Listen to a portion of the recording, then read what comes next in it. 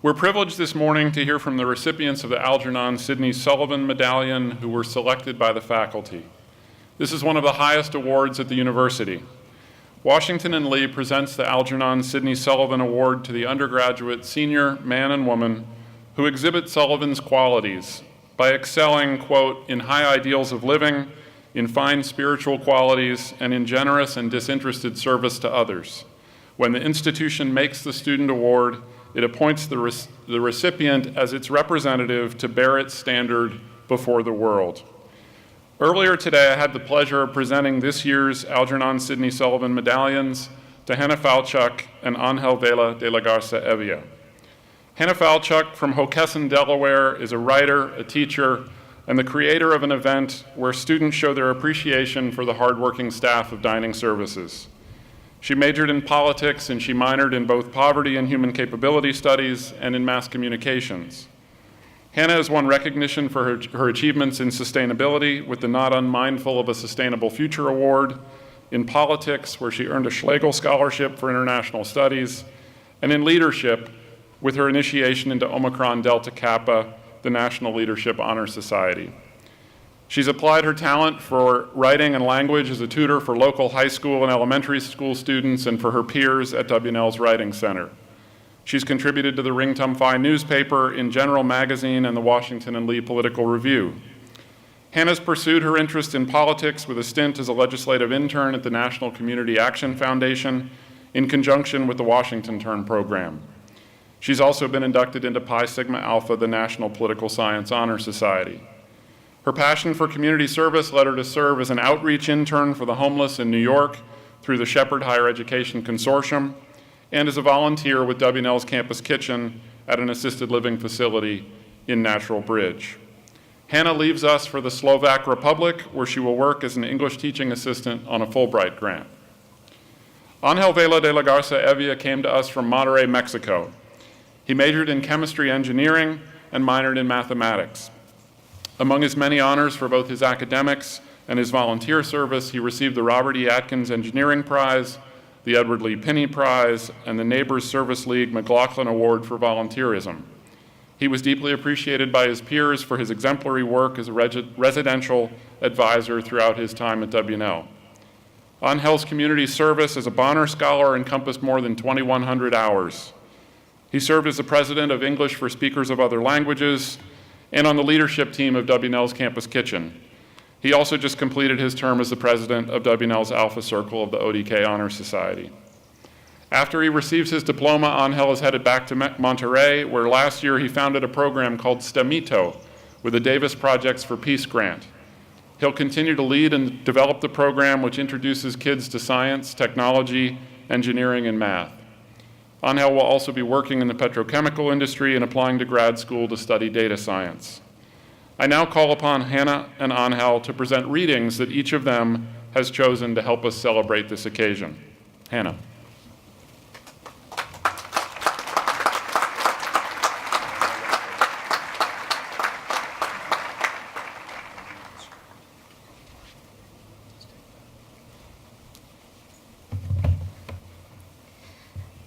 Playwright Susan Laurie Parks said during a visit to campus earlier this year that we should entertain our wildest thoughts. She asked that we truly entertain them, that we invite them to dinner and make them feel like honored guests. By stretching our imaginations to fit them, we might accomplish what had before seemed to us impossible. But as we entertain our wildest hopes, we might also be visited by some uninvited guests, fear and doubt. And tomorrow, our dazzling college graduation might also bring us doubts as to whether we will be able to reach the marks for success that we set for ourselves, or whether the paths that we choose might be different from what we expected them to be. Yet as much as this moment of ending and beginning is one of uncertainty, it is also one of opportunity. We are on the edge of something new and exciting, and I hope that we will acknowledge our doubts, not as something to avoid, but as something to celebrate, something that will push us further than we had imagined. The poem I will read was written by an innovative and compassionate writer and teacher, and she happens to be in the audience with us today. Please enjoy my recitation of Professor Deborah Miranda's poem, Blessing the Doubts. Bless you, doubt shiny as copper, creeping into my pocket full of debts and past due loans. And bless you, enthusiastic doubt, you spring monsoon, washing away all reason and linear thought. Sharp doubt, teach me how to praise fear in new languages. Tuck yourself into my shoe, constant and true as a splinter. O faithful doubt that refuses to desert me, loyal as a family ghost or demented mascot, haunt on. Ragged runaway doubts, let me harbor you on dark November evenings when every other door stands locked. I remember you, the one who pants like a seasoned hound. You keep up, keep your head down, scent your prey. Bless you especially, dark-eyed doubt, whose gaze leads me to the ledge, pushes me off into impossible. Thank you.